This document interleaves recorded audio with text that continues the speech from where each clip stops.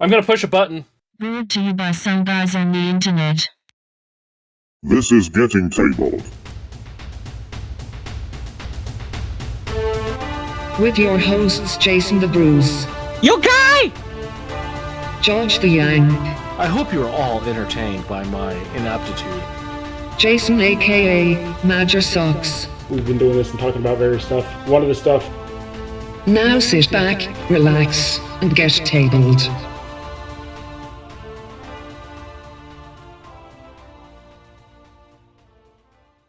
Hello, future people, and welcome to episode 79 of Getting Tabled with your host, the Bruce. Hello, folks. Welcome. And of course, we're, as always, joined by the benevolent, the evil Magisox. Evil? I'm not Yep. evil. If you're benevolent, you're evil. Okay, fine. Whatever. And we got George, who's still lost in Wyoming land. A country that doesn't I'm not- exist. I'm not lost, I'm just made it so I'm intentionally hard to find. That works too. But you're still lost. Anyways, it's going to be back after what? It's been a while. It's been 4 weeks because we took last fortnight off. Yep. And then I was gone the one before that because I was on vacation. Yeah. And Major Socks was too lazy to turn up, so I did it by myself. I wasn't too lazy. I was off having fun with the family. Somewhere. Yes, you I can't were, remember where you it were was. too lazy. Anyways, I think we have some news. Yeah, we have some news. We never have news. Newly received or noteworthy information, especially about recent or important events. All right, and we're starting off with what in the article says is a preview, but this is actually released as of this weekend. Well, not released; it's on pre-order. Ulrich the Drowner is one of the latest things for the undead, and is, in my opinion, gorgeous. Finally doing some new stuff for the Nighthaunt, which was one of the armies that they really focused on a couple of years ago, and then just seems to have forgotten and allowed to drop off the face of the earth. So they're finally giving it a new mini, which is just Games Workshop being Games Workshop. I really like this mini, though, to be honest. Like, the mini itself is actually really cool. You've got this spine on the front of the boat, because for some reason the boat is also undead. And It's what's his face on the River Styx? Yes. I can't think of the actual name. I remember it's the boatman for the River Styx. I mean, I can remember that. The psychopomp from the old Greek mythologies. Yeah. Yeah. For those that are wondering, a psychopomp is the boatman that he's referring to, and or the giant hippo that you got to see in Moon Knight and or Death. And perhaps the best name for a rock band I've ever heard, even though it's not used. But yeah, no, I like this. I do get frustrated by the whole, we're going to concentrate on this army and then flood the market and make everybody get sick of it for 3 months and then not talk about it again and then just occasionally do one thing to remind you it exists. Actually, it's funny you mentioned that because I actually got an email today from Games Workshop. I probably deleted it because it was a pre-order email and I don't have the money to pre-order stuff right now. But it's for Nighthaunt, the Deepkin, and Fire Slayers. Okay. It turns out it was just codexes. Apparently they're doing a huge launch of codexes. So, which if you do them all at once, that's amazing because then one, you'll lessen your codex creep, and then two, you don't have everyone complaining that, where's my codex? I want my codex. Could I get a codex? It's my codex. No, you don't. No codex for you. Nobody cares about you. But I want my codex. Can I just have my codex? Nope, we've been waiting longer. You can wait longer. So, yeah. The boatman is really cool though. It's very obviously it's very Nighthaunt. I'm gonna complain a little bit though about Sigmar fantasy. there's too much undead stuff, in my opinion. Yeah, well, they do have two different undead armies now. I didn't really like the we create new things out of bones aesthetic. Yeah, I like the idea of it more than I like the actual army itself, which is another reason why I'm glad that the Nighthaunt are becoming a stronger thing again. I like the aesthetic of the Nighthaunt a lot more, just because it's more than just the skeleton army of was it Nagash? Yeah. So then this is the thing that I find frustrating is they spend so much time focusing on one thing, which so far they don't seem to be doing on Elder. But you wait for me to change around and complain about that next year. I mean, they always focus on Space Marines. They always focus on Sigmarines. And then they seem to pick something for 12 months and then ignore it for the rest of their existence. And Nighthaunt was one of the more recent ones of that, because they were from a starter box last edition. It is, I don't know. There's no real perfect. I would prefer that they just did standard releases and they just did X amount of models every time and kept everything balanced. Therefore, we'd have much less complaining about books coming out, and power creep would be fairly even, which it's not, and it never will be because it's Games Workshop and they don't care. That's just my opinion. Yeah. I was going to point out another cool part about this mini. Check out its weapon. Yeah, the ore. The Deathwood ore. Yeah. Which, the only reason why it's so good is it's clearly made by dwarves. Well, it's got a dwarf thing on it, yeah. Down the bottom there. The other thing I like is, like, he has his scythe at the front of the boat, and he's accidentally left it upside down. Because it seems to have a rudder at the front of the boat instead of the back, but the rudder is a scythe. It's just all kinds of brilliant. It needs to have a charge attack if it's going to be sculpted that way. Yes, I would agree with you on that. I don't know. No, we only see the basic stats. Only see the Deathwood. Moving on to more Warhammer Fest, though. Yes, so Warhammer Fest happened last fortnight, so this is older news for some people, but not for everybody. We are going to kind of just skim and skip over a few things. The biggest news that came out of that weekend is the fact that there's a new Horus Heresy box set coming out.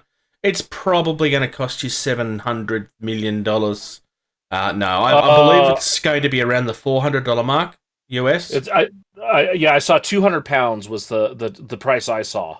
Yeah. So it's not going to be a box set for everybody. It's going to be... it's a niche product that was already going to be niche, and now it's going to be even more. But in saying that, it's basically a box set that everybody's been asking for a very long time. It's all beakers. Yeah. Well, and the other thing too is if you go back, to the other Heresy boxes that Games Workshop has pushed, those were the quintessential buy this box. Now you have half an army, and then you buy your faction specific stuff. This again is one of those boxes, but it has beaks, which whatever, you can go buy other heads. I can't stand the beak heads. Mm-hmm. I think they need to be like driven into like a board and like a woodpecker, gets stuck. I'm happy to see a box like this because it brings back the option of like, I'm new to the game. What should I do? I want to do Marines. Buy that. Yeah, pretty much. It. Then figure out what you need for the rest of your army. Yeah. So it's coming with a Contemptor Dreadnought. It's coming with the old versions of the Land Raider, and the Land Raider is just awesome. It's really, really nice. But otherwise, it is a really nice box set. I'm not entirely convinced that the pricing is a great one. I can't really argue that it's... I'm not saying that it's too expensive for what's in it. It's obviously good value. But this is meant to be a starter set for a game, and you've priced out half of your market. Well, by making it that expensive at a time where, quite frankly, a lot of people don't have a lot of work right now. Well, and I was going to say, I think they're also capitalizing on everything else is expensive right now. Let's make this more expensive right now to, we're starting to see a trend, yeah. Yeah, everyone's used to paying this much for this, so we'll just make our stuff cost this too, and that's right in line with everyone else's stuff. Mm-hmm. So it's just as well this is Games Workshop and not a company that was already very expensive and being complained about for their expenses on a constant basis. If that was Games Workshop, they'd probably have a big problem here. Oh, wait. Yeah, these minis are great. Look, there is going to be people that will buy this because there are some people that will just buy anything that Games Workshop do and won't even think about the contrary. And look, that's fine. Everyone each to their own. But if you're trying to get new people in, maybe you need to put your box sets at a more reasonable kind of size. Again, I'm not saying it's not good value. There is a lot in this, but and yeah, £200, 300 US, so it's probably going to be $450 over here, probably. But sorry, but that's just it's too much money for most people if they're trying to get into a game. You're not going to get new people with that, especially in today's market. In today's market, like this sort of stuff is not going to fly. Yeah. And that's not going to get better. It's only going to get worse at this point. Well, or stabilize and like come back down. Like we're still on the creep up. Typically, there's always like it levels off and kind of settles. Hopefully. Yeah. Moving on. We also have, like I said, I'm just skimming through this, so there's going to be some things in the article that you guys will notice that I'm skipping past. There is a Warhammer Kill Team Morock, which is a new box set that's coming. We've got some some Traitor Guard inside. So I don't know if I don't even know the last time we actually had minis for Traitor Guard. Even Forge World don't do them anymore. It's been a very long time. Yeah, I remember seeing this box. It's got that one guy that was in Avatar and Terra Nova. The commander dude. With the spikes and the evil look on his face. No. The Marine with the skull thing on his backpack where he's almost dabbing. He's got the beard. Oh, yes. Hang on. I've got that guy here somewhere. It's totally the guy from Terra Nova and Avatar. Yeah. I actually quite like that Marine, to be honest. It's quite nice. I like the head a lot. It's just another Primaris sculpt. Yeah. Which is fine. I really like the head though. Yeah, no, I like this box set a lot. I think this box set's going to do nicely. I do question if maybe it's a little too early for another Kill Team box. We literally had one like a couple of months ago. Yeah. This is obviously later in the year, but why are you not doing box sets that you're going to keep around so that people can buy into Kill Team and not get confused by Kill Team every time they look at it? Oh, this is a really nice box. Oh, I can't buy that. Oh, I've got to buy this one. Oh, that one's gone. Oh, I've got to buy this one. It kind of feels like there's a new starter or box set for Kill Team that replaces the old one 3 months before we should even be hearing about whispers of it. And it's saying that we did just get out of a period of not hearing about Kill Team for a year and a half. Mm-hmm. And now we've got 2 box sets straight away. That's really weird to me. So next on the list that I'm just going to cover real quick because I think he's probably one of the coolest, most badass characters in the Middle-earth world. Bjorn the Skin Changer. Ah, yep. Yeah. Just give a little quick nod to that because his character was so, in my opinion, poorly done in the movies, that's where a lot of people are going to know him from. The character in the book was so amazing, and to have such a great looking set of minis. Yeah, and I love the fact that we're getting more of his folk as well. His kin. That too. So that was all I had for that. No. That was next on my list. There's no way I was going past this. We got some squats for Necromunda. Yep. Votan. These are cool looking guys too. This is really making me like anxious for November when everything is going to be, quote unquote released. Yes. I'm getting the opinion that this Necromunda book will be before then. So it appears that maybe not everything's dropping at once, which is an interesting choice. I question putting them in Necromunda first, honestly. That just feels odd to me, but whatever. Here's my reasoning why they did them first. Necromunda, that's a small little thing to buy. You've got it for Necromunda. Yeah. And that's just going to amp up the hype more, because people are going to see what these new squats, Votan, are doing in Necromunda, and they'll be like, I got to buy an entire army. Yeah. So that's why they're doing them first, in my opinion. I think this is to just build up more excitement other than the, decade plus of excitement of, where are we going to get squats? Oh, yeah. Now we're getting them, and now it's like, now we're being teased hardcore about them, so. Which is exactly what they did with the last two ones. What? Yeah. Coming up next, the next one I wanted to look at was the Chaos Marines. So there's quite a few things. Chaos Marines is definitely the next one that they're teasing now, or concentrating on now, which is either something you're going to be extremely happy about, or already sick of. Because Chaos Marines, they may not get the attention that Space Marines do, but they do get a lot of attention. This stuff is absolutely insane. You've got half converted and possessed Marines that are kind of like got demon tendrils coming out of them and fire where there shouldn't be fire. It's all kinds of twisted, hard rock metal cover art. It's just all kinds of just deliciously twisted stuff.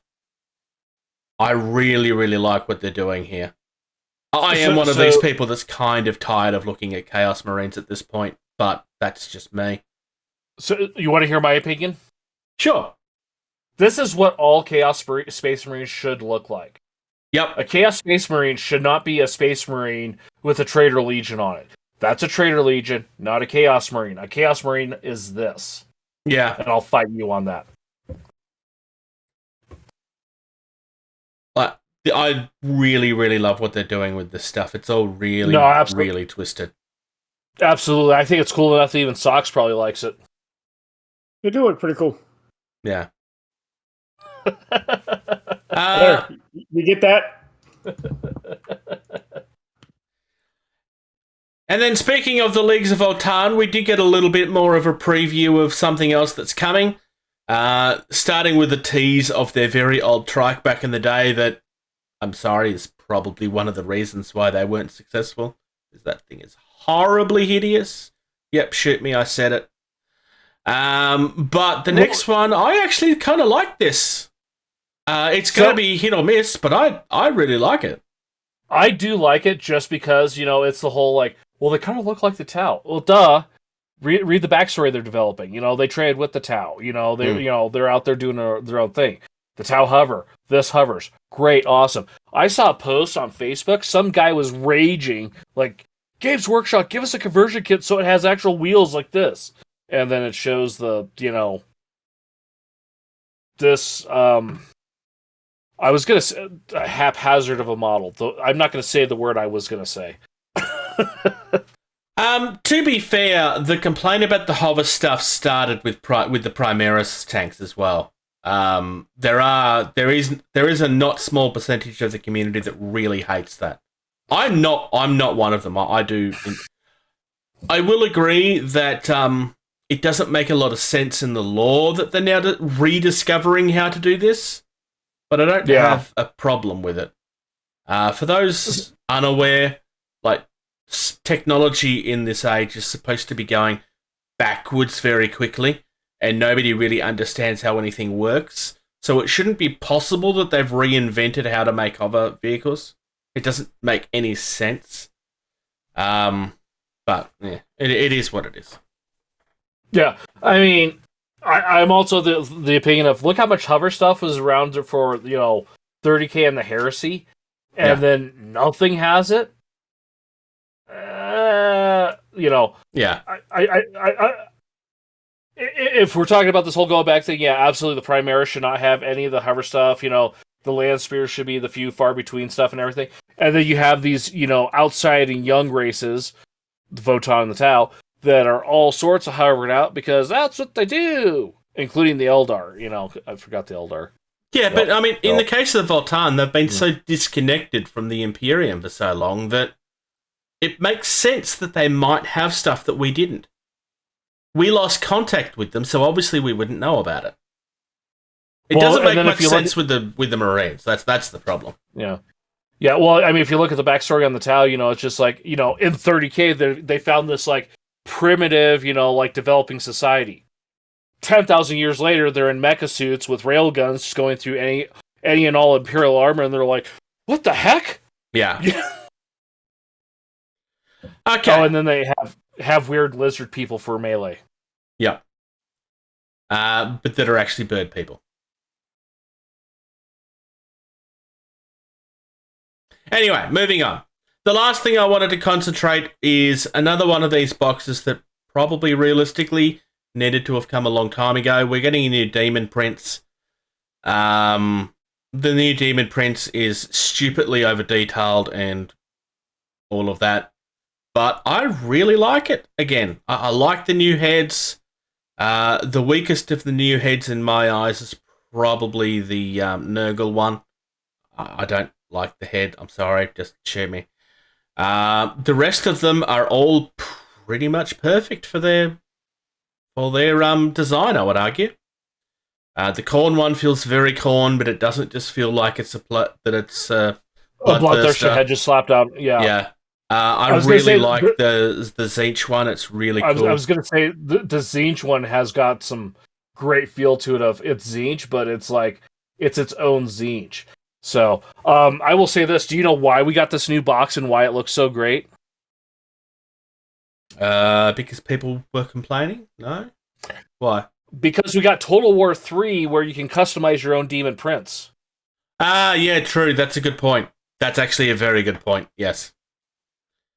Socks. The 4 heads. Do you have any preference? Probably the top left. The Khorne one. Yep. No, Yeah. that makes sense. Well, no, there's technically 5. There's the four gods, and then if you scroll up, Well, yeah, you got the one purple one at the top. Yeah, that is true. A Chaos Undivided. I do really like that Chaos Undivided head. I do as well. I love the razor teeth, but I think... Oh, I feel dirty even saying this. I think the Khorne might be my favourite as well. And I notoriously don't like Khorne stuff. Usually. Khorne's tasty. Khorne for the Khorne god. To be fair, it's not that I don't like Khorne, it's just that I got so sick of looking at it for such a long time because it got flooded on the market for so long. So I just got sick of looking at anything to do with Khorne for a long time. Try living next to Nebraska. Uh-huh. All right, time to move away from Games Workshop because the jokes are getting bad. All right. TT Combat have some stuff coming for the Rumbleslam game, as well as a couple of little things that I've looked at but you guys haven't. So we did very, very briefly look at the models for the behemoths. We now have the price, which was £95, which is what we were expecting. That's pretty much around what we were expecting, yeah. I haven't ordered one yet. I will be ordering one when the budget allows. I just don't have the money for that at this stage. But the Rumbleslam stuff. So, we have Catalia, which is definitely not Natalia, the daughter of Jim the Anvil Ninehout. And we have Jin Diesel, that looks more like Will Smith than it does Vin Diesel, but that's just my opinion. We have Tin Khan, which is totally not... I'm forgetting the name of the wrestler. I'm looking at that. It's like that's referencing something, and I can't put my finger on it. But when you say wrestler, it's the Sheik from the Sheik. 80s, Thank right? you. Is that the one you think? Yeah, that is. Thank you. I was completely blanking on it. But it's not the highlight for me. The highlight for me is the one that I didn't even notice the first time I looked at this. We have Stargate minis. You didn't notice that? We have Stargate minis. O'Neill? It's one of two things. Either, yes, it's Jack O'Neill from the original Stargate movie, or, because the gun is pink, therefore it's a water gun, it's Matt Cardona when he's doing the whole beach wrestler thing. Which won't mean anything to you, but... It's MacGyver. Yeah. I love everything to do with this because I'm a huge Stargate fan. The only thing I will say is it really doesn't feel Rumbleslam, but then again, what is Rumbleslam at this point? The guy, he's carrying around a gun. I mean, come on. In my head, it's a water pistol. That's just my opinion. That is probably why they painted it pink, is to, detract from the... He's got a actual gun. firearm. No, it's a water gun because we painted it. Oh, no! It actually is written that it's a water pistol. Yeah. That is brilliant. Don't worry, it's only a squirt gun. Between his water pistol and his snake eyes grapple, Russ can really take down some suppressive fire. Put down some suppressive fire.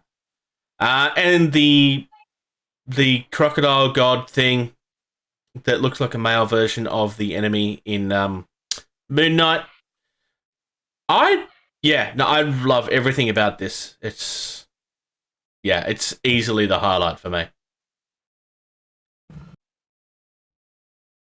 Not that the other ones look bad. I mean, I do like the fact that we've got Natalia, or Catalia.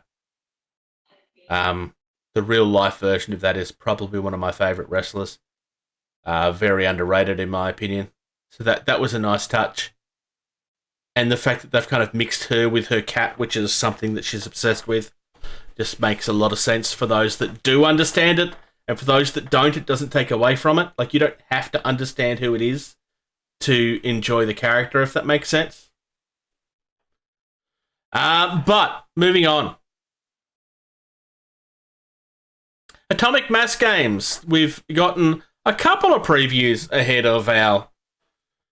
Because they got this big event coming up next month where they're going to start teasing a whole heap of stuff. Whole lot of stuff, and I am looking forward to it. Whole lot of stuff. I'm hoping to see some Armada stuff in there.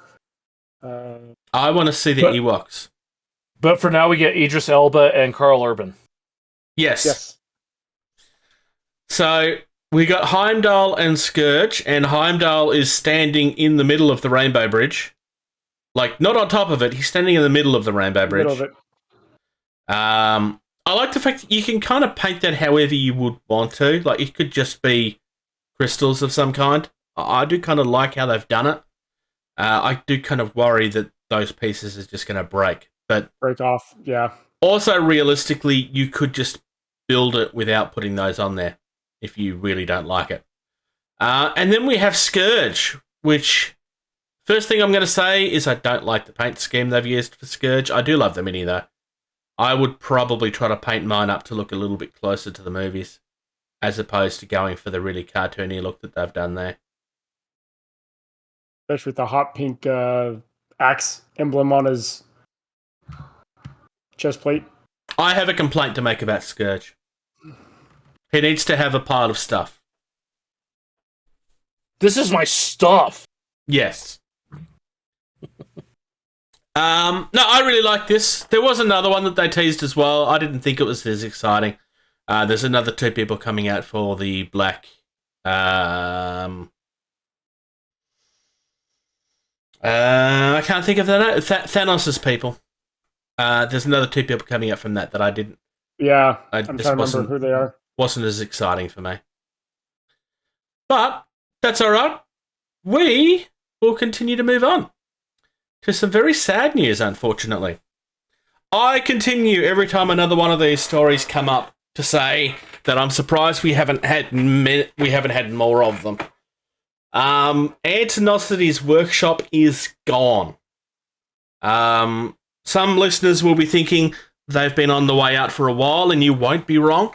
They have almost gone into liquidation about 2.5, maybe 3 years ago, and managed to get through a hard time with people that supported them. The owner fell... Now, sorry, I should say, before I go into this too deeply, here are the simple facts. There was a post to say that they were struggling a few weeks ago. They are officially in liquidation. Their Facebook page has been completely removed, and their website has been completely taken down. Some of the rest of this is going to be fact. Some of the rest of this is going to be talk from the industry. But unfortunately, because of the nature of this report, it's very hard to distinguish what is from what. So believe what you wish. I can tell you for a fact that the health stuff I'm about to talk about is real, because it came from Jed himself. Jed had been struggling with some health issues that meant that he could not wear masks and so forth around the resin, which, for those that are not aware, is definitely a dangerous thing, and that appears to have made it very, very difficult to keep up with the bottom line, because if he can't cast, he can't keep up with orders. They had been running down stocks for quite a while, and they were talking about trying to go across to maybe just being STL only, but it looks like they've crumbled before they could really get to that point. It is sorry to say, Antinocity's workshop is one of the originals. I was talking with Viv from Knights of Dice recently, and he remembers Antinocity's workshop being around when he first started, which was many, many years ago. Him and Antinocity's workshop started by building terrain from first art scenery stuff and selling it on eBay. And this is a long time ago now. Before most of the MDF companies and so forth existed. And Antinocity's workshop were a legitimately really big... I would argue that it's very close to the level of losing Secret Weapon. I'm not going to say it's quite up there, because realistically we've known that they've been struggling for a while. Sad to see another company go. Hopefully we'll be able to get some more information on this as time passes.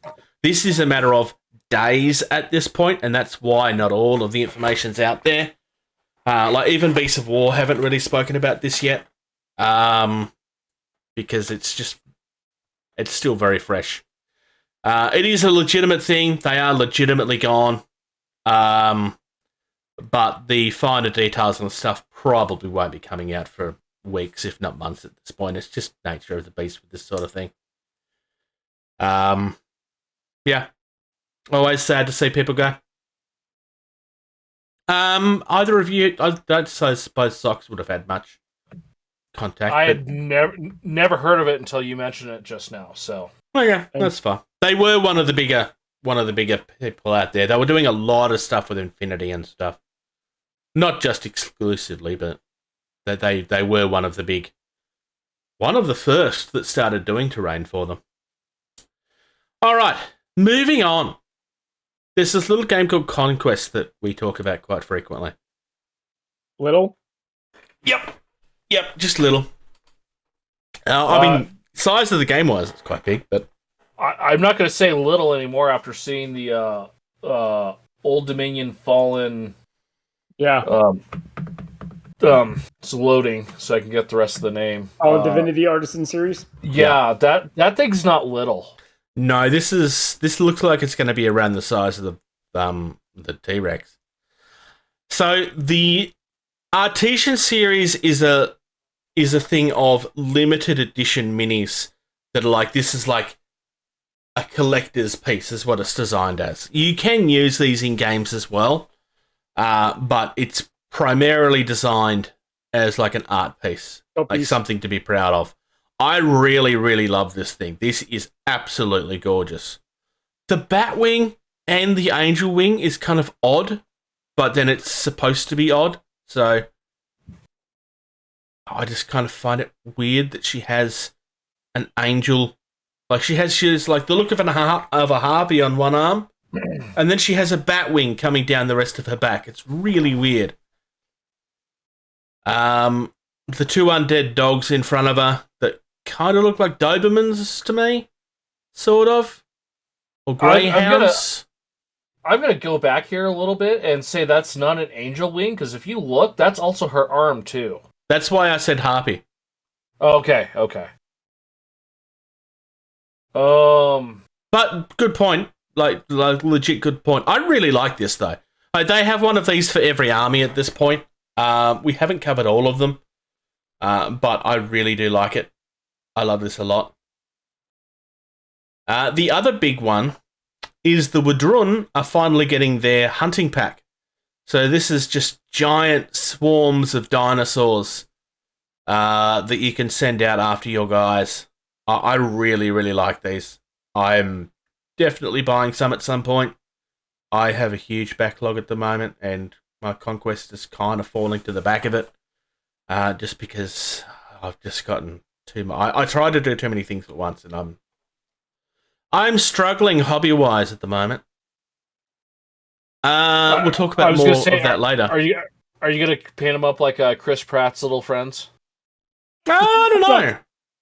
That's what I was thinking of when I first saw these. It was like, it reminds me of Jurassic Park and all those little hunting parties of raptors. Yep. I'm sure that's completely accidental. Yeah. These are more real world than fantasy, though, because they are all feathered and stuff. Although they have started changing that in the Jurassic Park in the new one, too. Yep. But yeah, I like this stuff. And then, moving on, we haven't spoken about Batman much. I've almost spoken about Batman a lot of times. But there's a new two-player starter set coming based around the new movie. So I thought it was probably worth actually having a look at this. You mean echolocating nocturnal flying mammal man? Uh-huh. Yes. So first things first, if you pre-order this before the 20th, you get an exclusive Drifter miniature, which is Bruce Wayne in his homeless man attire. Because this version of Bruce Wayne is not yet to the point where he starts showing off in real life. He's kind of so focused on Batman that he's kind of forgetting to hide at this point.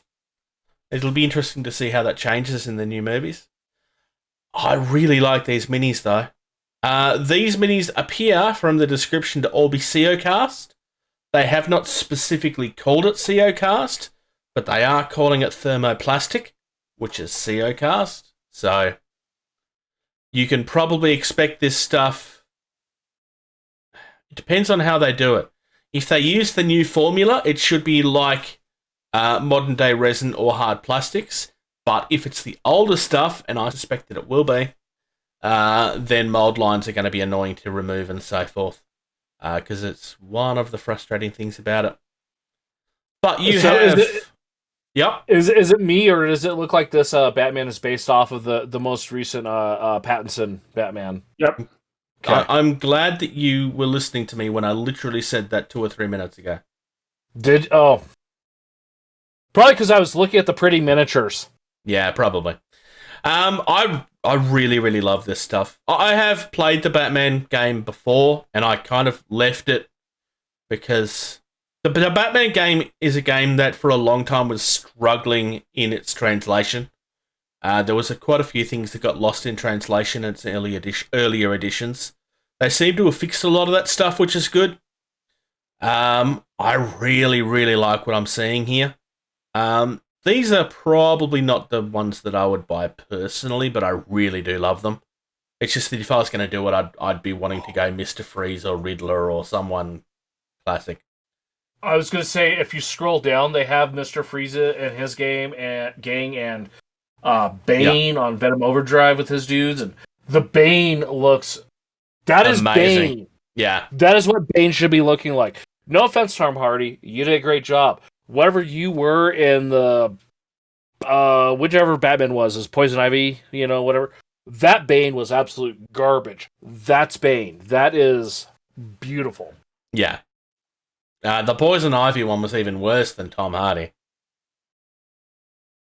Yeah, no. Tom Hardy was, Tom Hardy was good. That garbage they had as Bane with Poison Ivy, that was, it's garbage. I only have one criticism of Tom Hardy's performance, and that's the fact that the character is supposed to be Mexican, not whatever on earth that accent was supposed to be. I think that accent was made up. But yeah, anyway.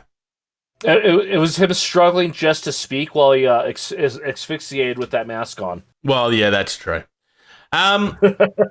Because I wasn't going to go into but yeah, the Mr. Freeze stuff is probably where I would be leaning. That's not Mr. Freeze in the middle, though. That's actually Killer Frost.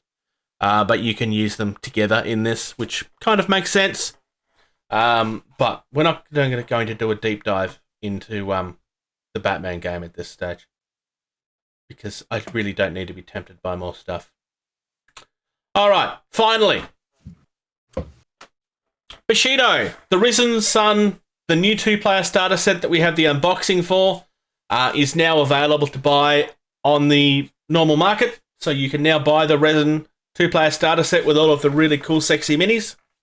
And we've got our new wave of minis. So Ito Haruto, which is the Snake Man samurai that we previewed 3 weeks ago now. And Sora, which is the Minimoto guy that we previewed a few weeks ago. We also have a Koshi, which looks very, very similar to the skeleton guys that we have looked at previously. And personally, is my favourite mini of this set, because he's just all kinds of awesome. I still think the skeletons that they do for this game is the best skeletons on the market, and I'm going to continue saying that until somebody shows me something that's better. I do like the Itsube, the Hawk, the Tengu guy. Yeah, he's a really nice looking mini. Yeah, And then finally, there's a Ronin called Tadoki, which is just kind of stoic, standing there, threatening you to come closer. Tadoki, yep. I really like these minis. I don't know if you guys have a preference for which of them you think is nicer. For me, it's the skeleton. It would be followed by the Snake Man, but I'm kind of biased on the Snake Man. I'm leaning more towards Ito. I was gonna say Ito just looks so traditional for the genre of what this game is supposed to be. He looks so good. Yeah. Now Tadoki, I would like a little bit better if it was a different hat. Whatever he's wearing on his head is killing the mini for me. It looks almost like a headdress of some sort. Not really a headdress, but no, I think headdress is a scarf. Yeah, I think headdress is the correct term for me. Yeah, I can see what you're saying. Yeah, it looks more Eastern than feudal Japan. Well, to be fair, there are characters in this that don't come from the Shuar Isles, so I suspect that you're right, and that this comes from, I would probably say, Middle Eastern by the look of that, because that outfit is not. Mm-hmm. Yeah, the outfit does feel Middle Eastern to me. But I don't know what the character's background is. But he is a Ronin, so it wouldn't surprise me if he just comes from elsewhere. This is not one that they have the story up for yet. But I also like Sora, just because again he's in that traditional Japanese samurai armor with the huge spear and the So Yeah. So, yeah, come on. Come on. All right. That's the end of our news. Shall we discuss some hobby? No. Indy. Definition. Independent. Type. Slang word. Jargon. That's So not Indy. we're talking about Battle Kiwi, which is the aiming for the Indy you did on the run sheet. Yes, of course. I forgot. way to go, Bruce. Oh, fine. All right, Battle Kiwi. I actually when I did an unboxing for these guys recently, I actually stated on that unboxing that this is a company I wanted to do a focus on because these guys have some really, really nice stuff. I am going to start with... Oh, yeah. I'm going to start by going to the terrain... no, it's something that I just found for one of my games that I play. Let me guess. Sorry. Star Battle? No. We'll get to it. Go to what you were talking about. Are you talking about the sea terrain? I haven't seen that yet, but give me a second. See what terrain? Sea terrain as in islands for battleship games. And they That are would work really, too, but really nice. So these islands are... The islands themselves are 3D printed, sitting on MDF bases. I own these. This is an unboxing that we have on our channel at this point. I really, really am a fan of these. When I unboxed them, I was kind of talking about dystopian wars. where are these islands? Where are these islands? I want to find these islands. Terrain. Sea terrain. Listen. There you go. Sorry. This is what I work with, people. I know. I was looking at other things. Sorry. My bad. Ooh, shiny. Yeah, exactly. Yeah. So they're MDF bases, and it's a 3D printed island that's on top. But you got a very slight see of the 3D printing lines, but they're very, very faint. It's almost impossible to tell that they're 3D printed. By the time that you painted and flocked these, you wouldn't notice at all. I really, really like these. And I'm talking like this because, like I said, I own them, I've unboxed them. So They do look nice. About how big are they? Because I see there's like a picture of one with the boat next to it. So the tiny little one. The tiny little one is probably maybe that. The biggest one is probably this. That's not about bad. that tall. The good thing about being islands, and I'm just going to say, I know that there's someone on the Dystopian Wars community that attacked me over suggesting you could use these for Dystopian Wars. But the good thing about islands is realistically, islands can be any size. There's not really there is a scale that's listed here on the website. There is 100% a scale they're intended for. But if it's smaller in a particular game, then the island is just smaller. It's kind of like trees, how trees don't really have a scale. I mean, they do, but they don't. If you were worried about it being a game that's in real life, then yes, obviously you will have bigger problems because I don't know what islands these are. They're very clearly generic islands that don't exist.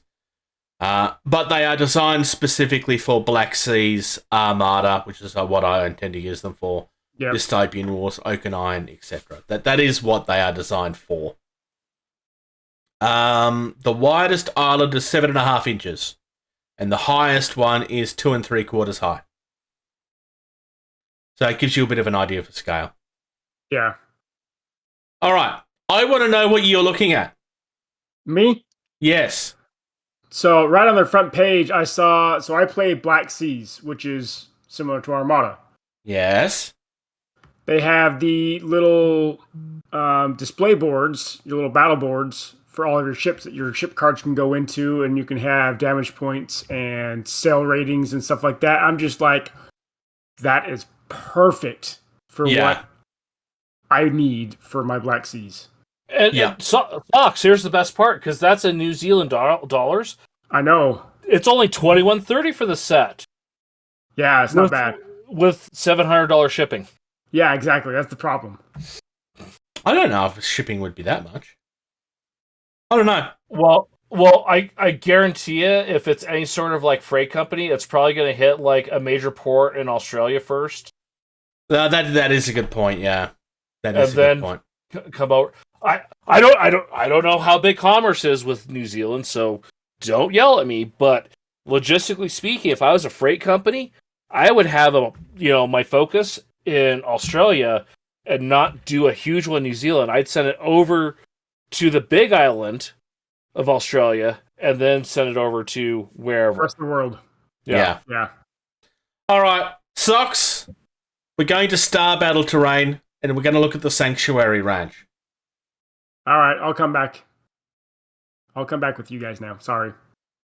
Because it's totally about some generic-looking thing called Star Battle, and it's definitely not about Star Wars. Oh, no, not about Star Wars. No, it's definitely not Star Wars at all.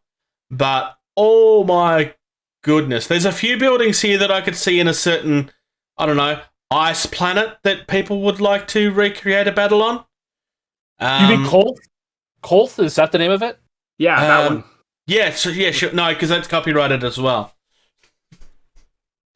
I really like the power generator. It's just that you just want 5 or 6 of these right next to each other, and then blow them up when they lose the battle. But it's going to feel good because the giant robot thing will be destroyed, and that'll make you feel like you achieved something even though you didn't. Yeah. I can stop talking about Star Wars now. No, you can't. No, I know that there's more there. The guard tower is quite nice as well. Is this it? Shield generator. Yep. That belongs on the Battle of Endor. And obviously we were talking about Hoth in that first comment. Just in case it wasn't super obvious. That's actually a mix of MDF and resin, which is a nice idea.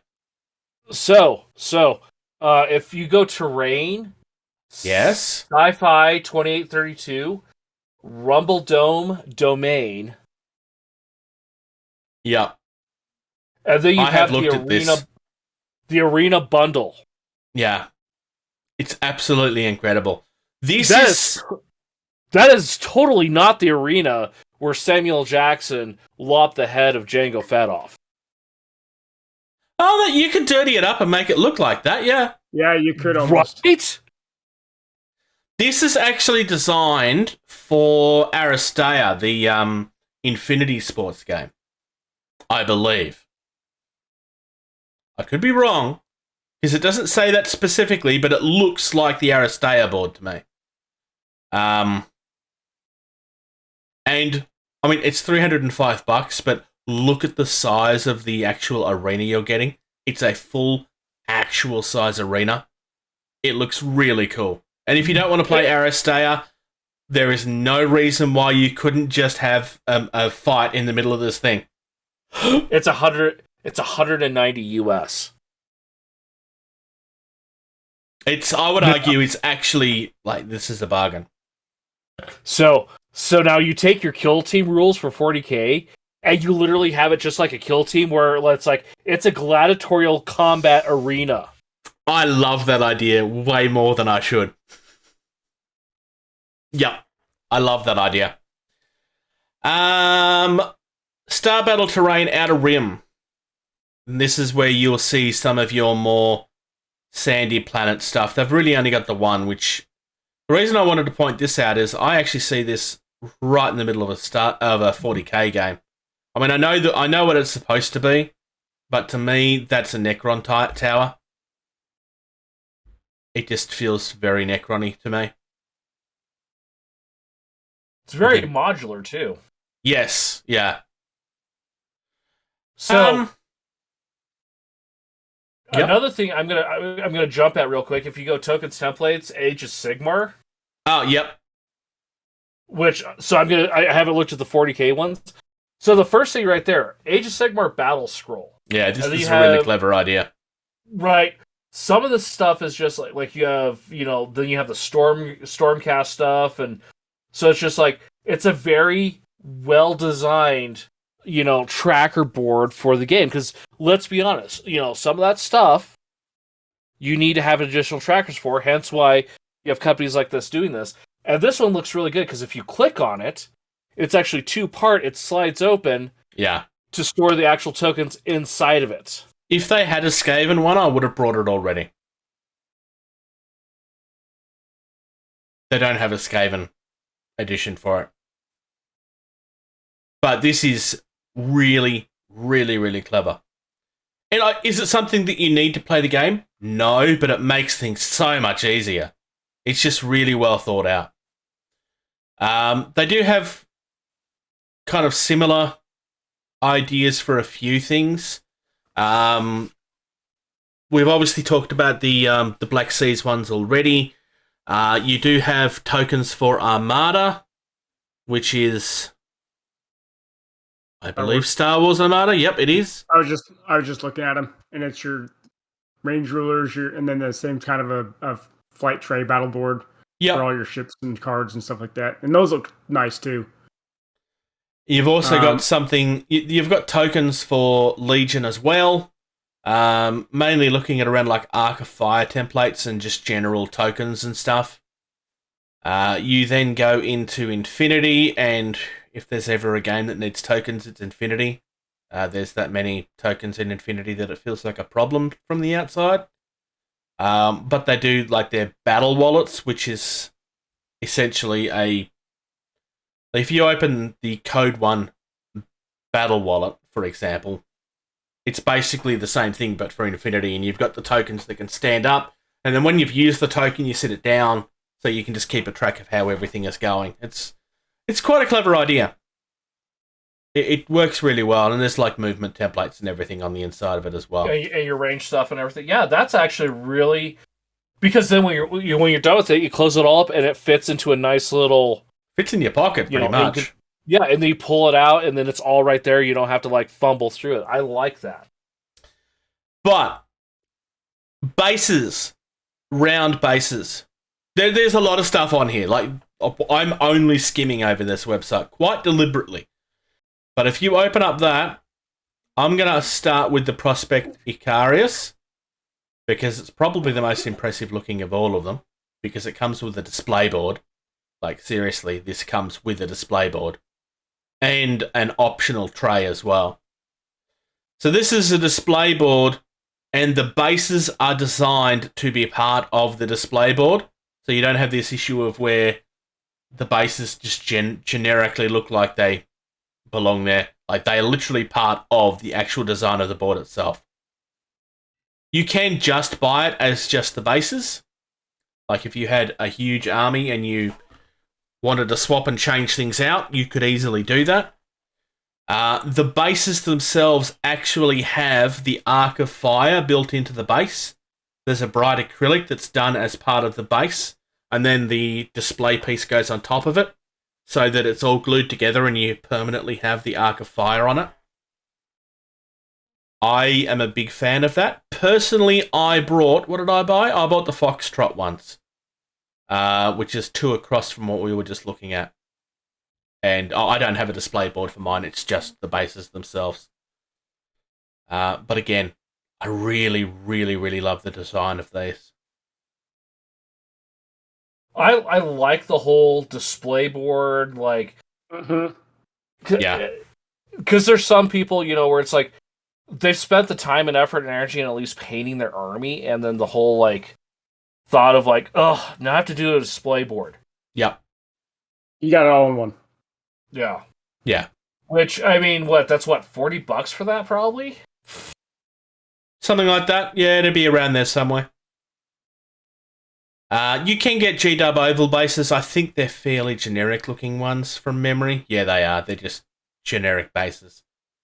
I don't believe there's any more actual decorative bases on here. The MDF base idea is something that I've seen we've only seen this once before, which is at Death by Design. I'm still surprised there's not more people doing it, because it just seems like an instant win. I mean, there's always going to be people that prefer to do their own bases, and that's fine.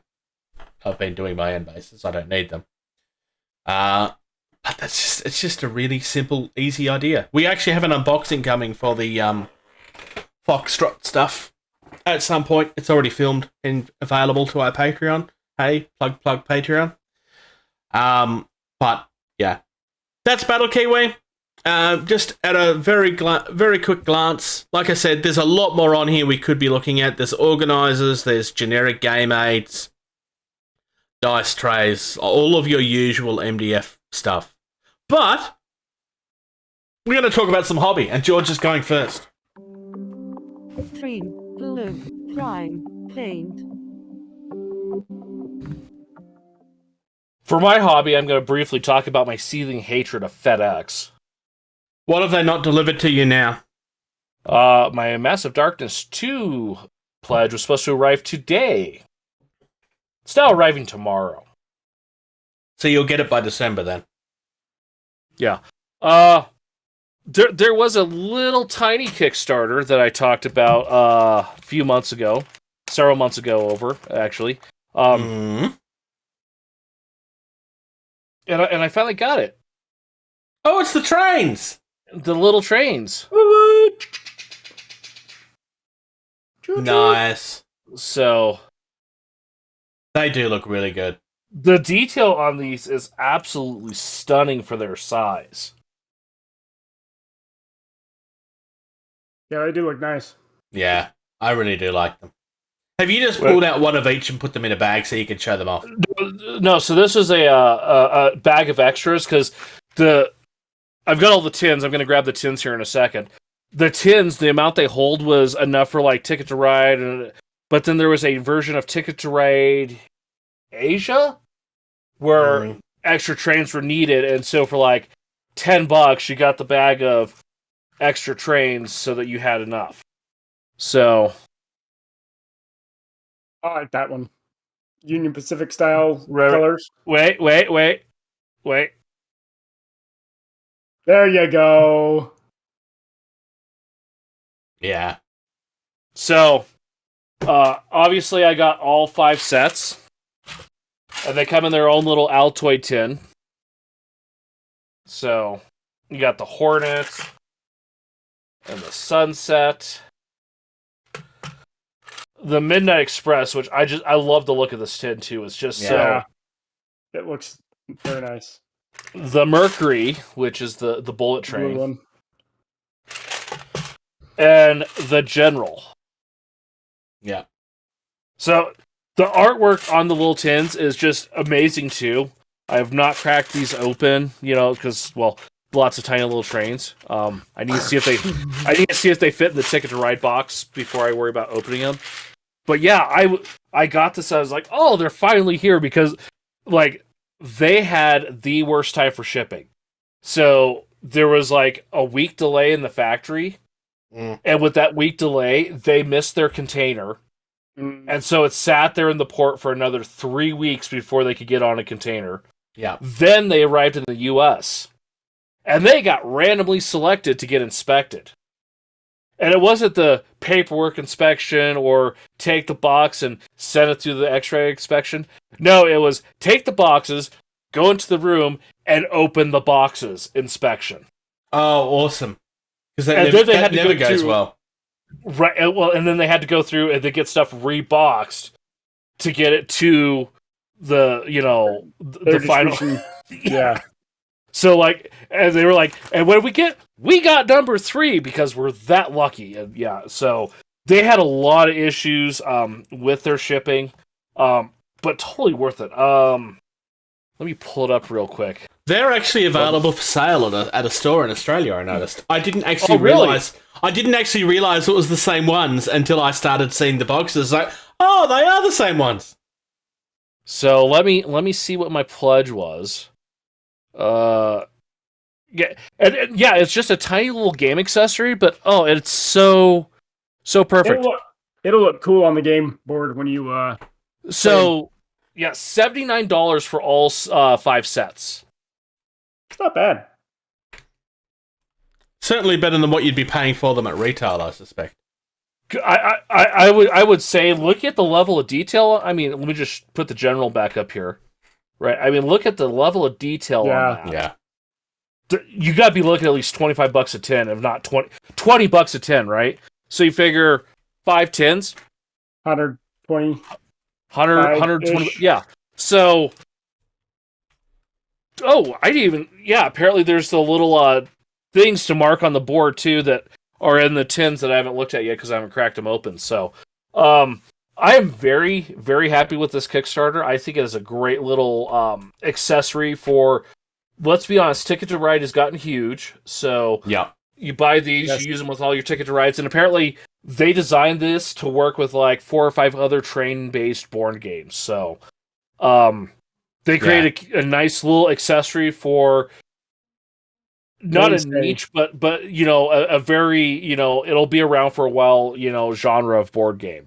And I don't see that scale being an issue for years to come with other board games either. No. So, to be fair, Ticket to Ride did have a collector's edition version that came with a similar idea to that, but that doesn't help people that already ordered the game.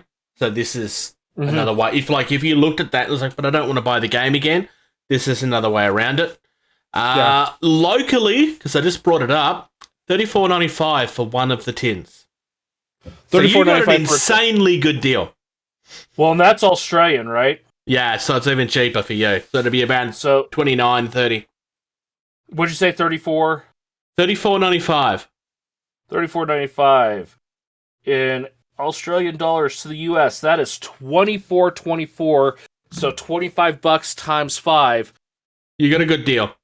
Yeah. So, well worth backing that Kickstarter. When Casey saw him, she's like, "Oh, so we're gonna have to break out Ticket to Ride now." I'm like, I mean, yeah, we'll have to.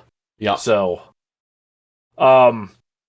see anything else? I thought something else showed up. I don't think so. You had a Cthulhu Death May Die, but I think you've talked about it already. Yeah, I talked about that. I'm still in piles of chaos, reorganizing my office and everything. So,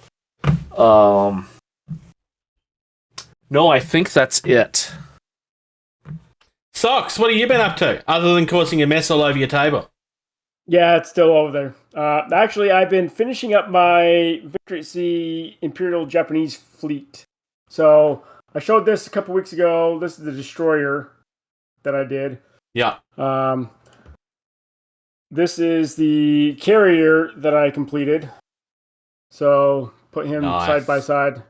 So, and then that is a single decal. No, I did not hand paint all of that stuff. And then I found a site online that I'll be ordering 2-scale 3D planes that I'll be putting on the carrier deck itself to make it look more. That's the American carrier that I have. That's a cool idea. I love that idea so much. I am disappointed in the fact that you did not paint that detail on now. Sorry. And then here's I don't know why you expected him to when you already knew that he had the decals. Yeah. That's the model battleship. So compared to the little destroyer. So next will be just got a order in of the airplane minis for it. So just sprayed them blue. So now I'll go through and I paint the actual planes themselves, their colors and whatnot for each of the factions. Yep. And then I'll move on to my American fleet because the guy I'm playing against here locally is painting up all of his American fleet. So I painted up all my Japanese, and that's the side. And then I pre-ordered a game. Some people have already received it already. It's coming out by Warlord Games as well. It's called Combined Arms. And it's a board game, but you can then take it and use their Bolt Action series, their Cruel Seas series, their Blood Red Skies series, and their Victory Seas series and use it and build a campaign using all 4 games if you want, or one of them individually, or whatever you have. Interesting. So, that's I like that idea.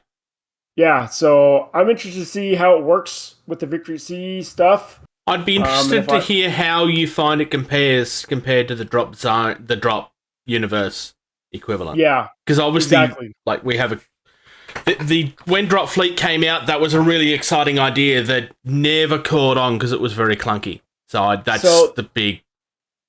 The cool thing about this one that I've seen, I've been watching some videos trying to get myself ready for it. The board itself is about a 12-inch by 12-inch square board, and that's the size of the board that you play on for your campaign map. Oh, And then okay. you have so you could have this set off to the side, and then Very easily, yeah. very easily do your little movement pieces up with your little pieces of the board itself, and then go over to the big tabletop and play Victory at Sea or Bolt Action or whatever you have. So I'm excited to see how it plays out. So yeah, I'll definitely let you guys know. It's like hopefully I'll get it in here the next couple weeks. No, that'll be good. It was a pre-order through Miniature Market, but some other people in Europe already have it. So hopefully in the next couple weeks they'll release it from under the pre-order status. Nice. So that's what I've been working on. I've been working on some Bushido. So not all of this is finished. So this guy's other half of his skin is not done, but I've also been doing the bases, more importantly. This is a pre-made basing set. This is just a base itself. This is one of the pre-made ones by Uk Games Expo. And it doesn't want to focus on the base. But I really like how these are turning out. They're really, really good. Unfortunately, Isunagi got broken as I was putting him on the base, but that's okay.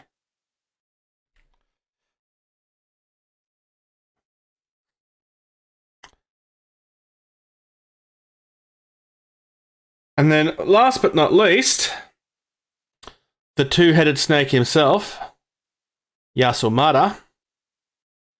The one thing I want to do is I want to put a grass tuft right in the middle of his coil here. That's a nice little touch. Yeah, that would look nice. Yeah, that's my plan. I'm really, really happy with how these have turned out, honestly. I am using a pre-made thing, as I said, but it's been really easy, and I've been really, really happy with how they've turned out. I've been struggling a little bit hobby-wise the last few weeks. On stream, I did build up some Conquest stuff last weekend. And I've been doing a lot of building of the terrain that I should probably show off as well. I'm guessing his headphones are wireless. Yeah. Yes. So, this is a terrain piece that I was building. I know you two have seen pictures of it already, but... Uh-huh. Oh, that's pretty cute. These can all come off. So, this is what I'm going to be using for my equivalent of the lake house cabin. Nice. That is my plan for this set. So for this particular building. Instead of a lake house cabin, it's a Tahiti cabin. Yeah, I mean, to be fair, if I take it off the stilts, which I can, then it just looks like it's an old style cabin. Yeah. Yeah.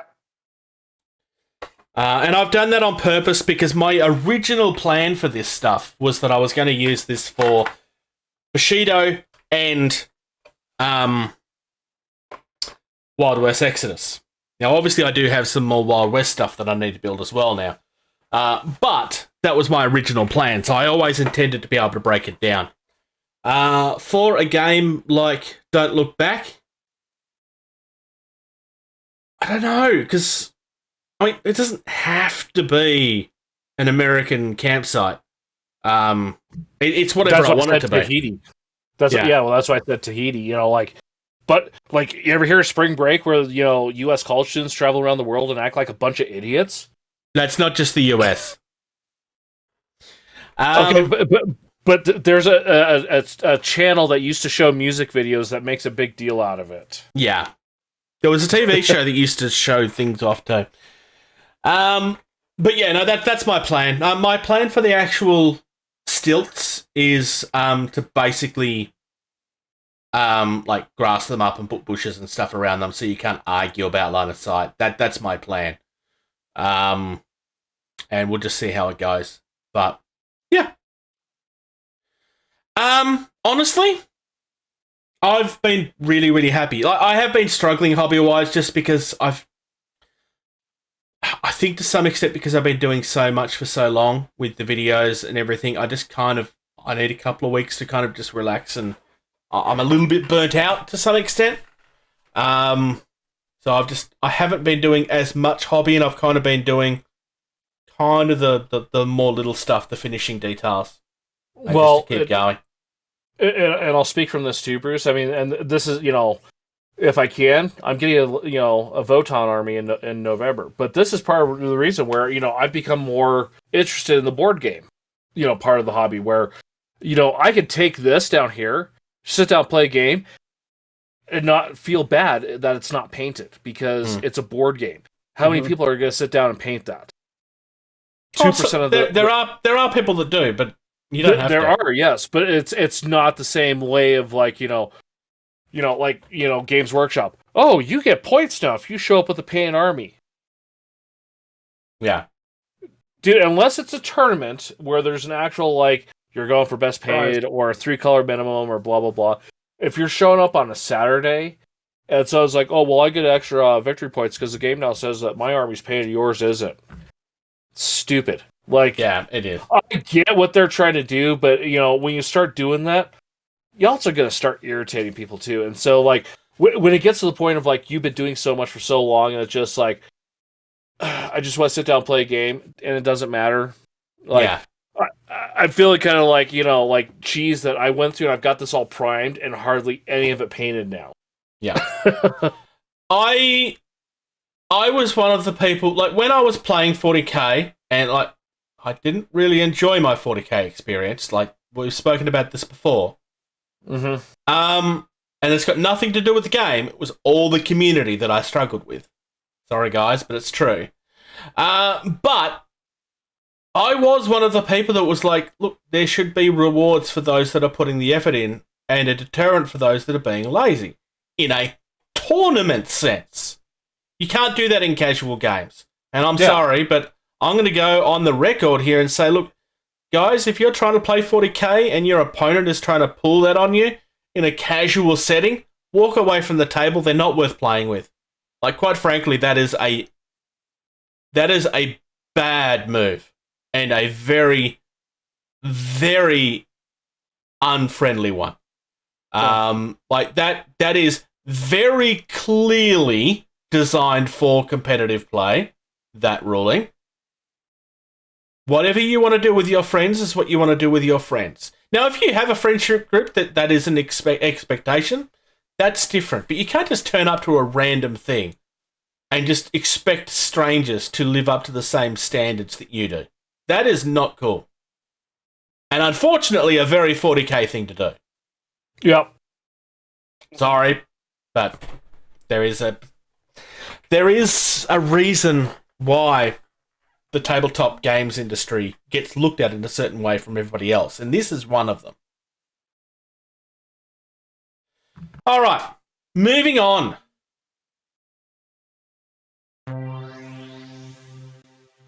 Talk nerdy to me. All right, so Change of pace? Change of direction? Not so much change of direction, but change of pace for this episode. All right. Context, first and foremost. Someone reached out to me was it this week or last week, Socks? Last week. This week we were discussing it this past week, so sometime in the last week and a half. There's been a lot of talk in the Drop Zone community specifically about they want more content. They're not specifically from us, but we are probably one of the only people that's actually in of all the Drop Universe podcasts, we're the only one that still exists. OB has shut down pretty much before Drop Fleet even really started, and then with Drop Fleet there was us as the Huddle Z, Scanners Offline, and also crumbled. Which they shut down, and Command Value 1? I don't know what happened to Command Value 1. I haven't heard from them for a while. Yeah, exactly. There is a couple of people that have been posting battle reports and stuff here and there. I don't know if it's I don't know if any of these people are intending to do full-time stuff or not. But the feedback we got, because we were asked specifically to start covering some Drop Zone stuff a good year and a half ago now. And our compromise at the time was, because look, we are a generic podcast that covers multiple things. We are not drop specific, and we never have been. We was under the Hot LZ, and we left that and changed that on purpose because there's only so much you can talk about when there's no releases, and it's too much of a niche audience to only talk about one thing too. Now, the downside of that, of course, is that also meant that we went into the same thing as a lot of other much larger groups. So that is something we do realise. It's not all one-sided. But like we do want to cover more stuff, and we are going to be returning to doing a more generic talk today about how the game itself works, because we haven't really done that since we started talking about this stuff a year and a half. It may even be 2 years ago now. We've just kind of continued on with the series, and we'd never really had any negative feedback. So we just continued on. The feedback we got this week was, quite frankly, not horrible feedback at all. The guy was very apologetic, and he was very nice. But his feedback was that, because he was coming from, he is an experienced wargamer, but he doesn't know Zone. So a lot of the stuff that we were talking about was too generic, and he didn't really get anything from it because he didn't really understand a lot of the context. Now, what this gentleman in particular wants is a podcast in and of itself, and that is not something that we can do. Because we're not paid for this.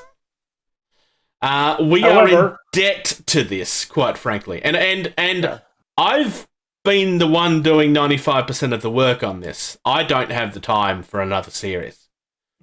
Even with the Bushido one, we are done for the moment, but there will be more coming.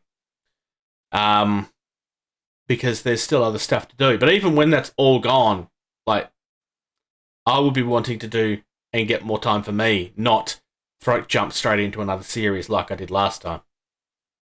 However, Bruce and I have chatted over the last week, and we're going to record a video over a month or two in time. Yep. In more detail, going over tactics and for Drop Zone. So, George, you can join us, but we're also going to do one in the future all about Drop Fleet as well. So, So it's not going to be something that you'll be getting overnight. It will be something that you'll be getting in a few months' time. And it will be a dedicated video just to that subject. And it'll probably be a good length video, too. I mean, we'll go in detail over a bunch of stuff for both games. So, in 2 different videos. Yeah. So, very, very quickly. Drop Fleet. So, you've got 5 main factions. We're not going to discuss Resistance largely, because Resistance is kind of a build-your-own fleet type thing, so it doesn't really count as far as fleet's concerned. Pick and choose what you want to do. And let me step you guys back and clarify that. Resistance is probably not the faction you should start the game with. That is true as well. Absolutely. It is hard mode. I would say that in both games, actually. In both Drop Zone and Drop Fleet, you probably shouldn't start with Resistance. Maybe you could in Drop Zone a little more Fleet, but I definitely Drop Fleet. I agree with you there, George. In Zone, it's very much guerrilla tactics, guerrilla warfare type tactics. Their weaponry is not as advanced as everybody else's. Looks really cool though. There's not really any plastic minis. It's all metal and resin. I think it's all in that wheelhouse. Which is not a bad thing. It just is what it is. Anyways, back to Drop Fleet tactic basics. Yeah, drop Fleet. So UCM, very much they're very much all rounders. Kind of have a little bit of everything. They have the best burnout lasers in the game. They're not the only ones that have them. They just have the best ones. Agreed. But they're kind of they're good at a lot of things, but they don't master anything in particular. They have very good mass driver turret weapons, arc-wise, where they can shoot 270 degrees on some of their arcs for some of their weaponry. So makes it a lot easier. it makes it a lot easier if you get in the middle of a whole bunch of ships. You can still have that range to shoot, but then you still have, like Bruce said, your burn throughs to shoot straight out in front of you and just flash everyone with spikes. So they have the best. What's the word I'm thinking of? Pinger in the game. They can do one of the special orders where you can ping a ship across the board with one of the little frigate ships. Granted, you're getting a major spike for it, but if you have a squad of those, is it the Lima? George isn't going to like it. The Lima, yeah. George isn't going to like it as a Shaltari player because he likes to be outside of everyone's range. I don't care. No, I don't think he cares at all. He has shields. Yeah, exactly. But I have shields and I have the longest range, so I don't care. I think the best way to quickly surmise the UCM is they are the best at being average. Yes. Yeah. And that's not a bad thing. No, it depends on how you want to play your game. I mean, if you are new to gaming and someone says, "Hey, here's Drop Fleet Commander," you're like, "Yeah, okay." The UCM is going to be so great because it is so forgiving because everything is average. You don't have one thing that sucks. You have everything that's average, and if you screw up, it's not the end of the world for you. Screw up a movement with a PHR ship, and you've lost the game. You may not have it next turn, and your game is shot. Yeah. Get your Scourge ships with too many spikes on them, and you might be screwed. Yeah. So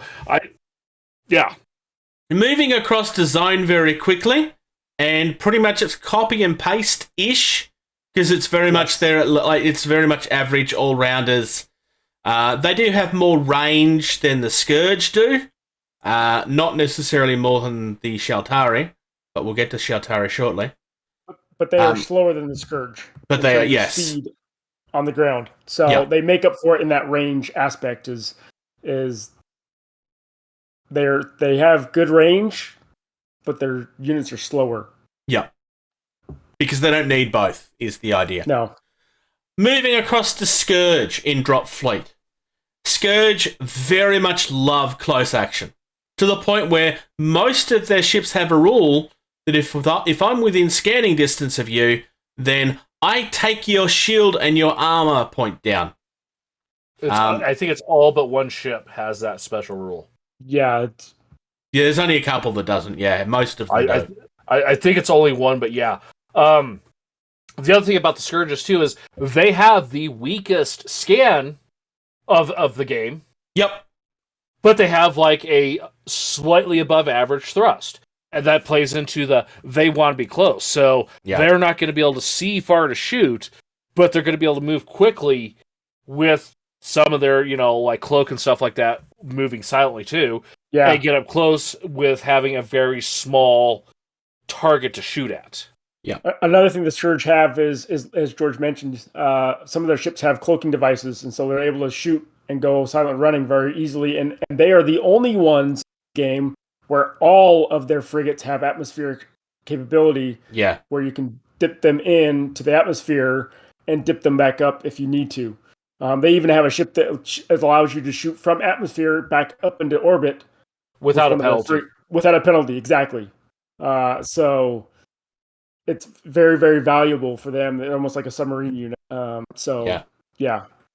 And Drop Zone has a similar-ish type thing. Like they one of the questions is that one of the ships we talked about last time. We were talking about the heavy tanks and stuff.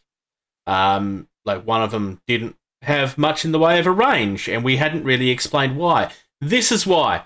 The Scourge. Well, he didn't actually say which tank it was, but I'm pretty sure it was the Scourge.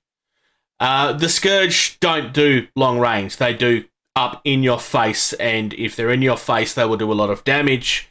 In order to get around that, you want to take them out before they get to you. People that have played these sorts of armies in the past will know how much of a glass cannon that approach can be. Because if you face something that's really good, like the Shaltari, at taking things down from a distance, then you may not ever get to close range. You've got to be very careful with how you present things. That Most it of tends their- to be a play style that people will either love or they will hate. They are very much glass cannon. I've got Drop Zone's Battle Builder on my other screen right now, and looking at their armors range 14, where your UCM is 12 to 15 or 15, 14, 15 range, and their range for their weapons, the highest I've seen so far is 18 inches. So very much speed is their advantage, and they move around in packs. They have cheap units, and so you can buy a whole bunch of them. Yeah. For a lot, because you're going to need a bunch, especially if you get hunter tanks and stuff like that. The big thing to keep in mind with the UCM versus Scourge is they are designed quite deliberately to be the opposite of each other. Yes. More so than the other two that we'll talk about in a minute, but like they are directly designed against each other. Well, it makes sense too, since they are the starter box factions, and always have been. Yeah. So we want to get into things a little bit more tactical. Let's talk about the PHR in Fleet. Broadsides! The hardest faction to learn. So do not start them if you are a brand new player to Fleet. Yes, you may look at their ships and think they are the best looking ships, because some of us agree here that they are some of the best looking ships. On average, the PHR has the best looking fleet on average. Period. But they are the hardest to play because 95% of their weapons are broadsides. Yeah. I will counteract what he says just a little bit. Because, no, you are right. I mean, they are harder to play because you have to plan 2 or 3 turns in advance. But if you're someone that understands how broadside weapons work, or you really enjoy a challenge, sometimes picking the faction that's harder really can be a long-term investment that pays off. Especially if you're that sort of person that really enjoys it. Like, picking the easy faction, and to be fair, they're not hard because they're difficult or weak. They're hard because in order for them to be at their best, you have to plan really well. I am not the sort of player that will play PHR. It's just not in my wheelhouse. But I know 2 or 3 other people here locally that did quite on purpose and really enjoy it. That's who I play primarily. And I love them actually. Now that being said, though, too, stats wise, the PHR have a slightly above average scan when you compare it to the UCM. Way better than the Scourge. They're slightly slower. They are slightly slower than the UCM and obviously the Scourge. They have the best armor in the game. Yep. Yes, and the best hull points in the game on average. And the best hull points on average in the game. Yeah. So that the tactically having to move them slow, getting into position, they are set up for that to take a little more of a beating before they give one out. Yeah, most of the time, what I do with my ships is run up in silent running. Yeah. Get within. Yeah, I saw Sam down there. Get within the middle of the board, and then I start blasting them away. If I get some, because some of my ships will have front forward weapons, a burn through laser, a turret, whatnot. Another thing the PHR has is, as we know, the best bombers in the game. Well, best bombers and best corvettes. Yes. The corvettes are pretty nice too. They also have arguably the best dreadnought in the game too. Yes. I would say arguably, not definitively. I do think the Scourge might be up there with them. With that. The Romulus, the one with the big huge cannon, is nasty. I've been able to with the overcharge, I've been able to take out a UCM dreadnought in one shot with the overcharge. If you get lucky enough with the rolls. Yeah. So not you, Bruce. No. Not Bruce. Speaking of the PHR dreadnought, we have an unboxing coming up. I hate you. I'm jealous. It's not mine. It doesn't belong to me. I know it's not yours, but I still want to hold one. Oh, wow. If you don't understand what a broadside is, by the way, it's you sliding your ship in between 2 other ones and then shooting outwards to destroy the other 2.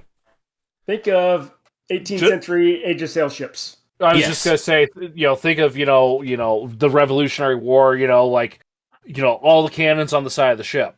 That's the broad side. Yep. Yeah. Quite literally, it's the broad side, not the sharp side. Yeah. So you're getting shot at. You put your skinny face forward. Yeah, exactly. And then finally, no, sorry, not finally. PHR in Zone. Zone. This is where we have our first major divergence. Because obviously, broadsides don't exist in Zone. No, you can't have broadsides in Zone or it should be dead. They are... circular. Yes, true. They are an interesting faction to play in Drop Zone. I also play them on Drop Zone. They are, again, have heavier units in terms of hit points. Even their basic standard Type 1 walkers are considered have 2 hit points, where the Shaltari and the Scourge and even the UCM tanks that are comparable to them have 1. But the PHR are very, very slow, kind of like in Fleet. So their movement for their walker is 3 inches, where a tank for Scourge is 9 inches. A tank for UCM is 4.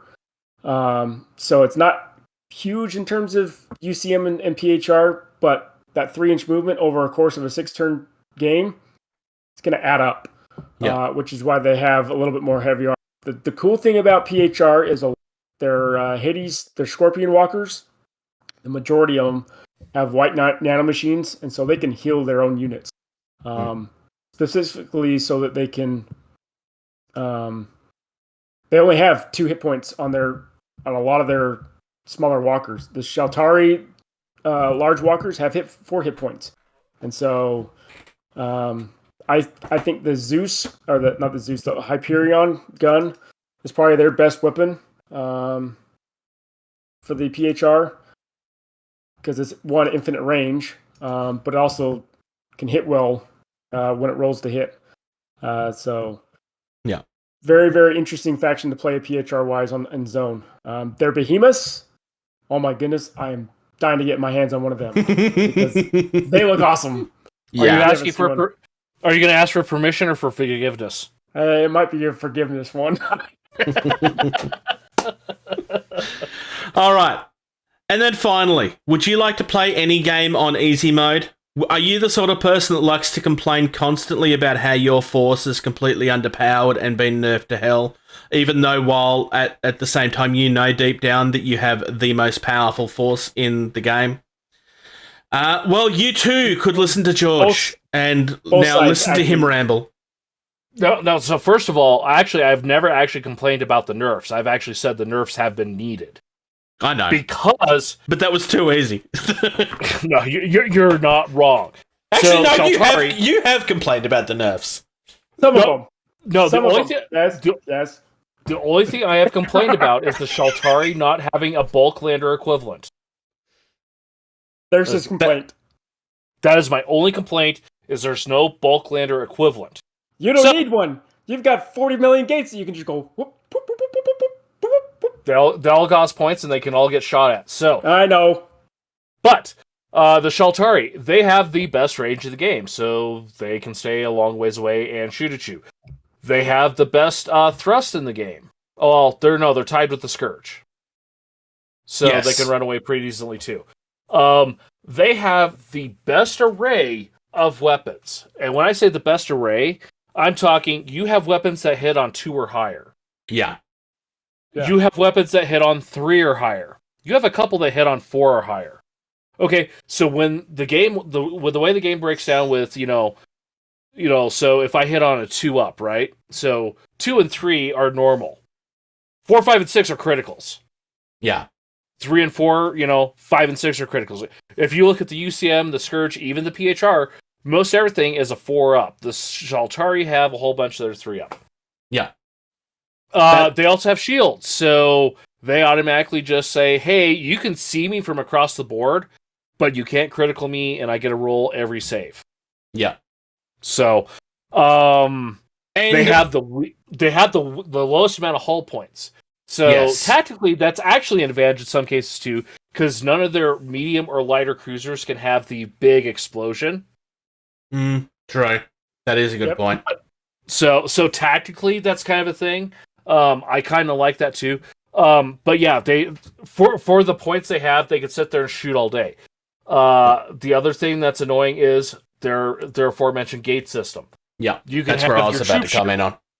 Sit all the way in the back, out of range, and go and just drop stuff wherever. Yep. Now the gates too also have like some of the best shooting and other stuff going down on the planet too. Yeah.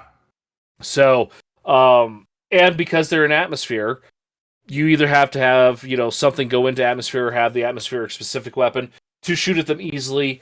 They still get shields and saves. Yeah. Hence why I like my PHR Corvettes. So here's the thing with they are gate Scourge. eaters. If you allow your Scourge players to get their gate network in place... You mean Shaltaris? Not Scourge. You mean Shaltari. Oh, sorry. Yeah, Shaltari. If you allow them to get that gate network in place, at that point, it becomes very difficult for you to win.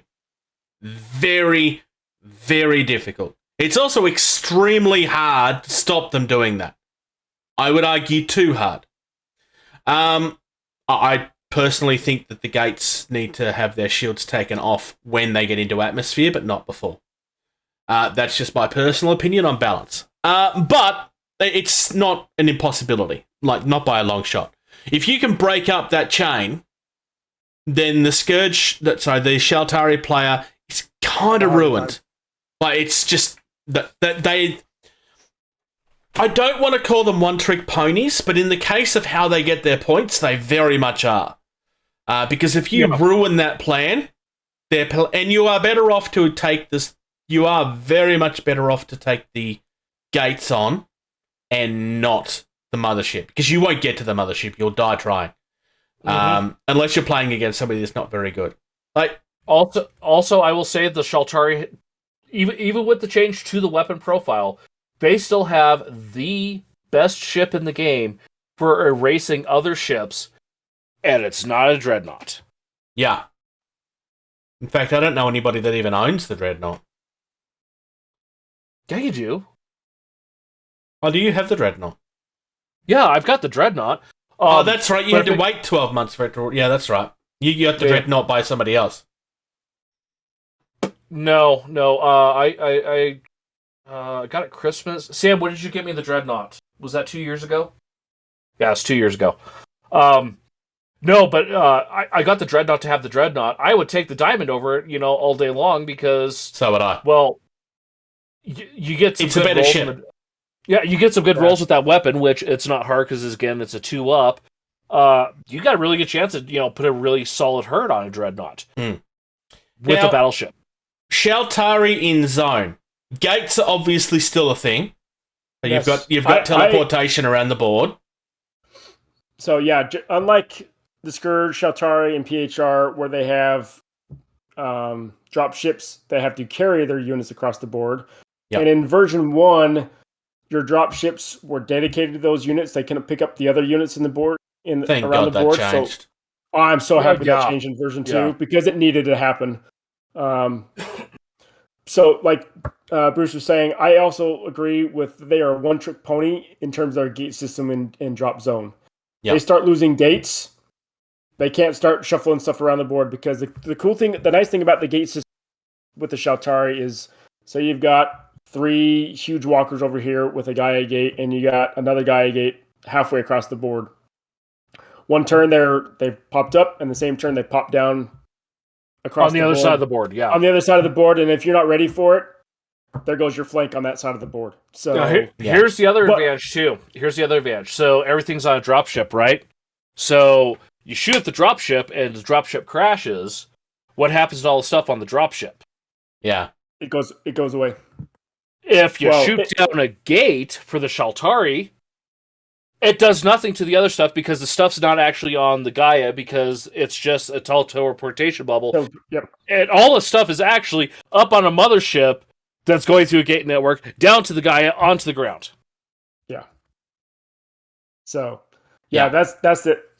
But you take out all of your gates, and they're walking across the board. So they are slow, but They have shields as well. They have active countermeasures, and most of the units have shields as well, passives. And so they can, just like in Fleet, they can roll saves on everything pretty much, except for criticals. So it's pretty nice. And they have probably some of the best troops out there too. They have some really their troops have some really strong armor, and so it's hard to kill them. Even when you're shooting at a building and you get collateral damage, their suits can just shrug it off. Don't they have a walker weapon too that's like range infinity with energy like 16 or something like that? That's like, yep. As long as you don't roll a 1, you're going to hit it and do damage.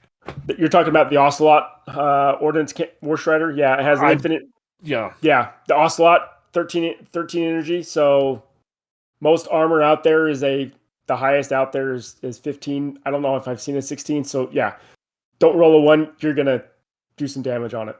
Yeah.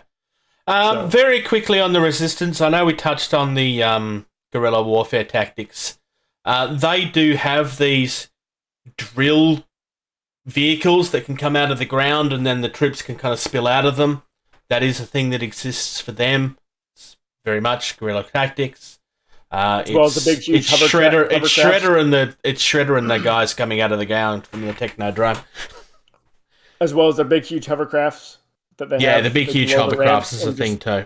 So like the Shaltari literally are the only ones that don't have to. Well, actually, sorry, you don't actually have to take those troop ships, but you're never going to win a game without them because you're just too slow. And yeah, the Shaltari just don't need to use them.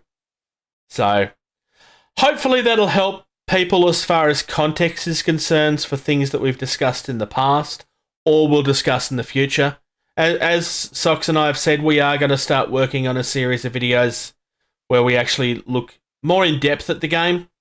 It's probably more going to be me and Socks because George has played one game from memory, like two games. Yeah. I haven't played a lot of games either, but I have been engrossed in the game for a long time, so I kind of have the advantage over George in that. But that will be coming. My boys and I actually just started playing last couple weeks, version 2. So I haven't played version 2 yet. Didn't you go through and like wreck a bunch of face at a UK tournament too when you were stationed over there with the Shaltari? I did. I placed 6 out of 42, and I brought 2 Ocelots, and I was the only one that brought 2 of them. So everyone was kind of surprised that I brought 2 of them. I was just like, jerk. I know, right? Bring an infinite range weapon with an energy of 13 and bring 2 of them? Oh, well. It was a tournament. That's what you're supposed to do. Sounds like George with his diamond. No, I'd bring the diamond, and then everything else was a freaking disintegrator bank, and I'd sit there and roll like, it'd be like, I'm playing the Shaltari, but it feels it's what Orcs players feel like. Best weapon in the game. Yeah. So the disintegrator bank is the best average weapon in the game. Yes, the particle lance triad is really nice. It is the best weapon in the game, just because that one shot, the amount of damage you can just rack. Yeah, that's fair. If you're looking to get into it and haven't brought anything yet, you can get the rulebook for free from TT Combat's website. And the best way to start models-wise is to buy the starter faction for what you are getting into. Without question, that is the best way of getting into the game. Absolutely. So that's for Zone. In Fleet, I would argue that the best way of getting into game is to buy the Battle Fleet boxes, which you will have to wait for them to come in stock sometimes. But they are a larger box that have pretty much, it's an army in a box. You can build it however you want. How you build it will be very important, but we will be covering that at a later stage. Although you can get tips of that for previous as well. So just for example, a PHR starter for Drop Zone, you're going to get 6 Neptunes, which are your medium-sized drop ships. You're going to get a commander. You're going to get 8 infantry bases, 2 4 Junos, which are your infantry APCs, and you're going to get 4 or 8 different walkers of various types. So very good starter set in terms of the PHR. So, yeah, they're all very good value for money too. For £35 too, which ain't bad in terms of price for all of that. It's insanely good, yeah. We've been talking about this over and over, and TT Combat probably has the best price for all their starters. Yep. I would argue for like starter boxes and everything, they have the best prices in the industry for any game. Period. Yeah, it's hard to argue with you on that. All right, upcoming events. Tournaments, demos, conventions, that kind of stuff. All right. So, Kings of War Victoria, their tournament's coming up on the 4th of June. That's coming up really, really quickly now.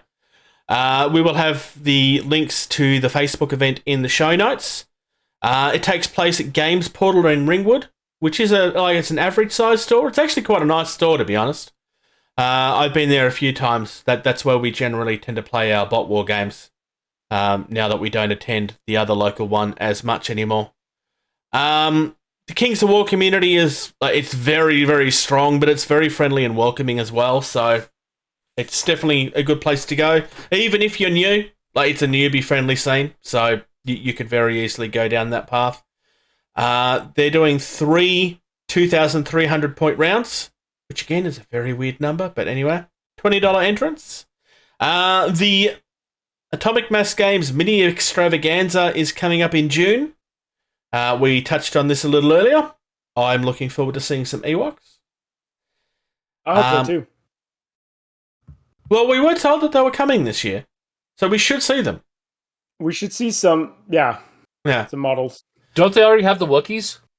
Yes. That's why I said Ewoks. Then just cut them in half and glue them on the base. That was good. World Model Expo, 1st till the 3rd of July. Tickets are on sale. Takes place at the NH Eindhoven Conference Centre in Koningshof, Veldhoven in the Netherlands. Michelle still hasn't told me off for saying it wrong, so I still assume that I'm saying it properly. The UK Games Expo is here in literally a matter of weeks, so this is going to be another one that we're going to be talking about a lot of stuff, probably. And then the next one, Gen Con in August, so I'm sure we'll be seeing a lot of stuff for sure. Yeah. With Gen Con fully open this year, not like it was last year. So I'm sure we'll be seeing a lot of stuff coming out of Gen Con too. So, yeah. And PAX Australia is happening in October from the 7th, so Friday the 7th till Sunday the 9th. This is an event that's not just tabletop gaming, it's video games as well. That takes place at the Melbourne Conference and Exhibition Centre. Tickets are on sale, and the 3-day passes are almost completely gone. There was less than 100 passes. Well, there was less than 100 3-day passes left last I checked. But yeah, thank you very much to those that support us on Patreon. Without your support, this would be very, very difficult and probably would have fallen over a long time ago. Thank you for the support that you show us on Discord. If you're someone that does use Discord, then I will put something down the bottom with a link that you can have a look at. And you can join and actually have a chat. You can find us on YouTube, youtube.com/gettingtabled. Give us a subscribe. We are just a few away from 300 at this point. So definitely give us a look there. Facebook.com/gettingtabled is the most active channel that we have social media-wise. Everything that we host ends up getting shared there pretty much first before anything else. If you would like to reach out to our team, you can do that. gettingtabled@gmail.com. I mean, we would love, like I mentioned earlier, that we had feedback from somebody earlier. And like it was worded very, very like, if you have feedback, throw it through. We're very, very open to it. You can also find us on Twitter @gettingtabled and Instagram @gettingtabled. And I think that's it. I think so. I have a Twitch. Twitch.tv/Jason the Bruce. Oh, I thought you meant you like, I've been killing people on Hitman lately. Thank you. Thank you. Thank you. Thank you. Thank you. Thank you. For listening to Getting Table. Music used in this podcast was created by Eric Matyas at soundimage.org.